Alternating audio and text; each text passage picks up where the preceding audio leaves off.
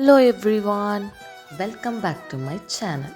So இந்த வீடியோவில் நம்ம எதை பற்றி பார்க்க போகிறோம் அப்படின்னா, ஸ்பெஷல் சில்ட்ரன்ஸை எப்படி ஐடென்டிஃபை பண்ணுறது அப்படின்றத பற்றி பார்க்கலாம். அவங்களோட சிம்டம்ஸ் எப்படி இருக்கும் அதை பற்றி இந்த வீடியோவில் பார்க்கலாம். First one, communication.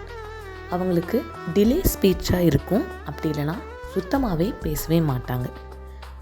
மற்றவங்க என்ன சொல்கிறாங்கங்கிறத இவங்களால் அண்டர்ஸ்டாண்ட் பண்ணிக்கவே முடியாது. ஒரு வேர்டை அகெயின் அண்ட் அகெயின் ரிப்பீட் பண்ணிக்கிட்டே இருப்பாங்க. Next one, social interaction. So சோஷியலாக அவங்க எப்படி பிஹேவ் பண்ணுவாங்க அப்படின்னா, அவங்களுக்கு ஐ கான்டாக்ட் வந்து ரொம்பவே லிமிட்டடாக தான் இருக்கும். யாரையுமே ஐ டு ஐ கான்டாக்ட் கொடுத்து பேச மாட்டாங்க. அவங்களுக்கு வந்து ஃப்ரெண்ட்ஸ் மேக் பண்ணுறது அப்படின்றது ரொம்பவே டிஃபிகல்ட்டாக இருக்கும். எப்போதுமே தனியாக விளையாடுறத மட்டும்தான் அவங்க வந்து ப்ரிஃபர் பண்ணுவாங்க. பிஹேவியர் அப்படின்னு பார்த்திங்கன்னா, repetitive behaviour. For example, hand flapping, அடிக்கடி கை உதறது அவங்கக்கிட்ட நம்ம பார்க்கலாம்.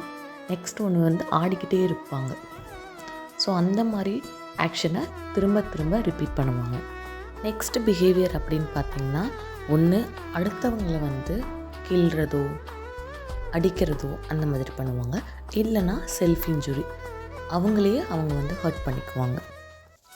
நெக்ஸ்ட் ஒன் பார்த்திங்கன்னா, டேண்ட்ரம்ஸ். என்ன காரணம்னே தெரியாமல் கோவப்படுவாங்க. சென்சரியில் என்னென்னலாம் அஃபெக்ட் ஆவாங்க அப்படின்னா, இப்போ ஒரு சவுண்டு கேட்குது அப்படின்னா, அந்த சவுண்டுக்கு நார்மலான சவுண்டாக தான் இருக்கும், பட் வந்து ஓவராக ரியாக்ட் பண்ணுறது. அப்படி இல்லை அப்படின்னா, எவ்வளோ சவுண்டாக இருந்தாலும் எந்த ரியாக்ஷனும் காட்டாமல் அமைதியாக இருக்கிறது நம்ம வந்து பார்க்கலாம். நெக்ஸ்ட் ஒன்று வந்து, சில லைட்ஸ் எல்லாமே அவங்களுக்கு பிடிக்காது.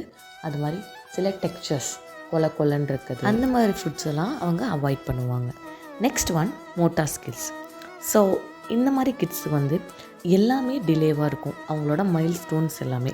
ஃபார் எக்ஸாம்பிள், சிட்டிங், அவங்க உட்கார்றதுலேருந்து தலை நிற்கிறதுலேருந்து அவங்க வாக் பண்ணுறதுலேருந்து எல்லாமே அவங்களுக்கு வந்து டிலேவாக தான் இருக்கும். அவங்க வாக் பண்ணுறது கூட லேட்டாக தான் வாக் பண்ணுவாங்க. அவங்களோட பாடியில் ஒரு கோஆர்டினேஷன் அல்லது ஒரு பேலன்ஸே அவங்கக்கிட்ட இருக்காது. எமோஷ்னலாக பார்த்தோம் அப்படின்னா ரொம்பவே கவலையாக இருப்பாங்க. அப்படி இல்லை அப்படின்னா ஒரு சின்ன விஷயத்துக்கு ரொம்பவே பயப்படுவாங்க.